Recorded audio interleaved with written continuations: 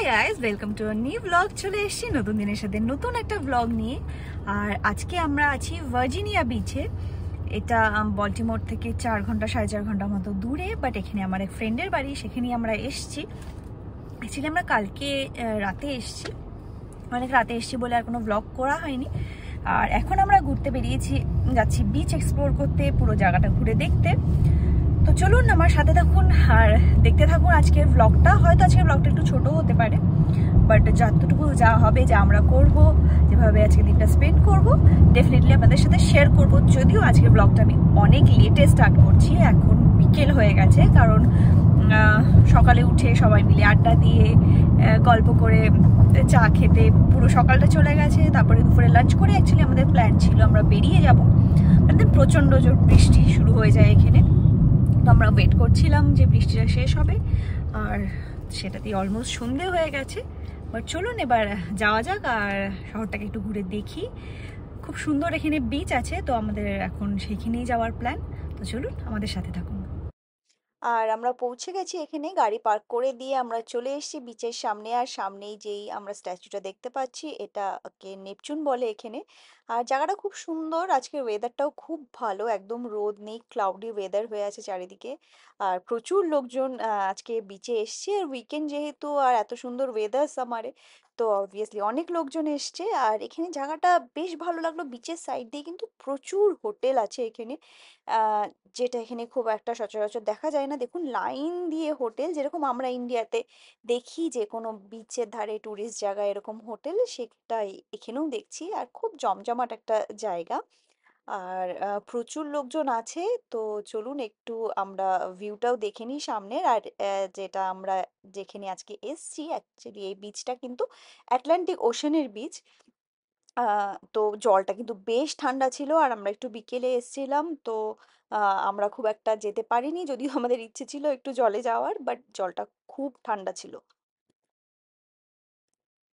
আমি ভেবেছিলাম আপনাদেরকে এখানে আমি একটু জলের আওয়াজটাও শোনাবো, কিন্তু সেদিন এত হাওয়া দিচ্ছিল যে আমি সেটা আর আপনাদের জন্য রেকর্ড করতে পারিনি।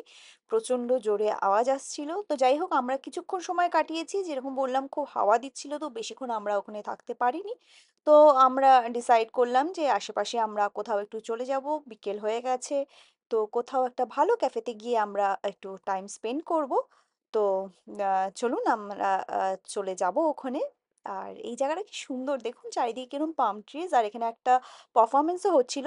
দাঁড়ান আপনাদেরকে একটু শোনাই। We are proud of being loved, man, and we'll never be alone. It's a running up love.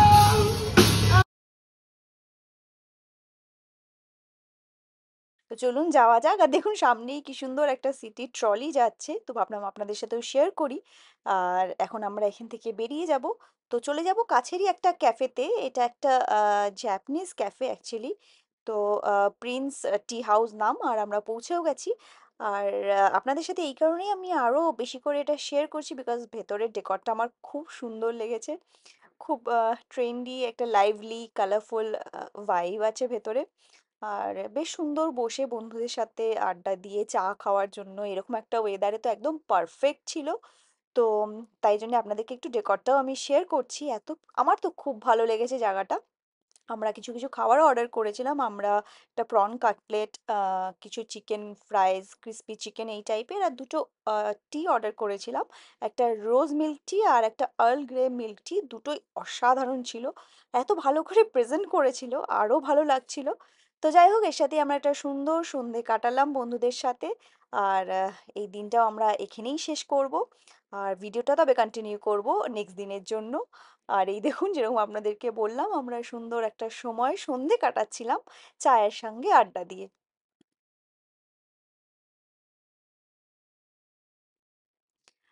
তো ভিডিওটা আমরা আবার কন্টিনিউ করছি, যদিও এটা নেক্সট উইকেন্ডে। আর এটা বল্টিমোরের ফোর্ট মেকহেনরি, এটা একটা ন্যাশনাল মনুমেন্ট, সেখানে আমরা চলে এসেছি।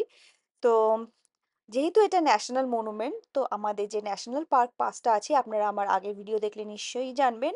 আর নতুন বন্ধুদের জন্য বলে দিই যে এইটা একটা পাস, ইয়ারলি অ্যানুয়াল একটা পাস থাকে, $80 নেয়। যে কোনো ন্যাশনাল পার্কে এন্ট্রি পাওয়া যায়, দ্যাট ফ্রি হয় সেটা। ওয়ান্স আ ইয়ার নিয়ে নিতে হয়, আর ন্যাশনাল মনুমেন্টসেও যাওয়া যায়। তো আমরা চলে এসেছি আজকে এখানেই। আর যেহেতু আমাদের পাস ছিল, তো আমাদের আলাদা করে টিকিট কাটতে হয়নি। বাট টিকিট এইখান থেকেই কাটতে হয়, যে জায়গাটা আপনাদেরকে এখন আমি শেয়ার করছি। আর $15 পার পারসন টিকিট এখানে ফোর্টের জন্য। আর এটা 9টা থেকে 5টা এই ফোর্টটা খোলা থাকে। বাট আশেপাশের জায়গাটা কিন্তু সবসময় ওপেন থাকে, আর এটা কিন্তু ফ্রি। যে জায়গাটাতে আমি এখন ঘুরছি, এই যে আশেপাশে পার্ক মতো হাঁটার জায়গাটা, এই জায়গাটা সবার জন্যই অ্যাক্সেস আছে। তো চলুন যাই হোক, এবার ফোর্টের ভেতরে যাই আর ঘুরে দেখি।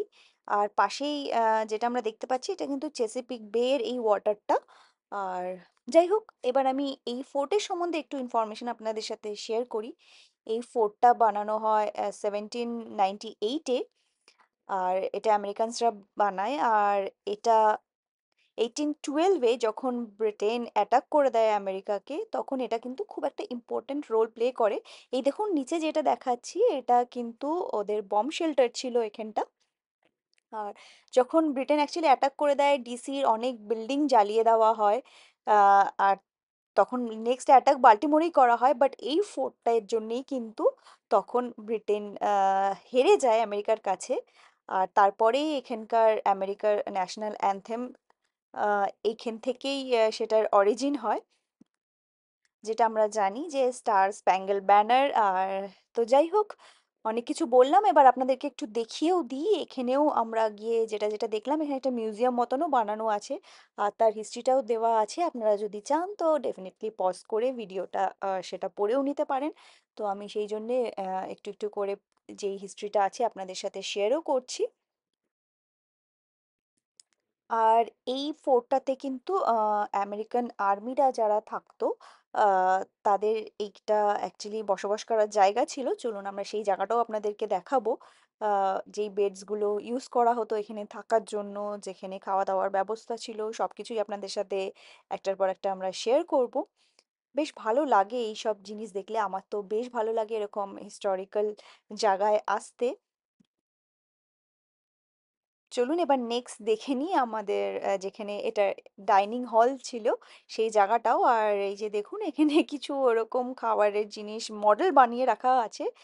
আর তারপরেই আমরা চলে গেছিলাম বাইরে। অ্যাকচুয়ালি একটা ইভেন্ট হচ্ছিল এখানে, ভাবে রোজ দুবার করে ফ্ল্যাগ চেঞ্জ করা হয়।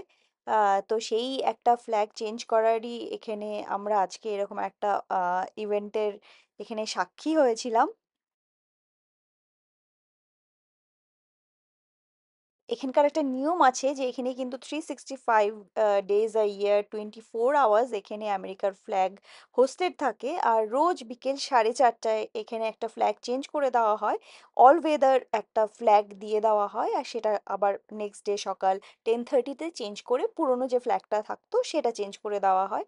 তো যাই হোক, এখন আমরা বেরিয়ে আশেপাশটা একটু ঘুরে দেখে নিচ্ছি। দেখুন এখানে কতগুলো কামানও রাখা আছে, চারিদিক থেকে বোঝাই যাচ্ছে যে আগে যেগুলো ইউজ করা হতো যেভাবে ছিল সেগুলোই এখনো রাখাও আছে।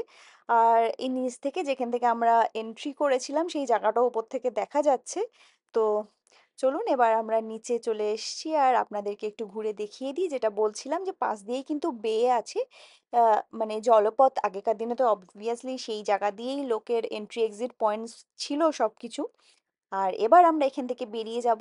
আমাদের ঘোরা হয়ে গেছে, বাট জায়গাটা সত্যিই খুব সুন্দর। আজকে কিন্তু বেশ ভালো রোদ আছে, ব্রাইট সানি ওয়েদার। বেশ ভালো সময় কাটলো এখানে, বাট এবার বাড়ি যাওয়ার পালা। আর ভিডিওটাও আমরা এখানেই শেষ করছি তাহলে। ভালো লাগলে অবশ্যই আমাদের ভিডিওটা লাইক করে দেবেন আর আমাদের চ্যানেলটাকে সাবস্ক্রাইব করে নেবেন।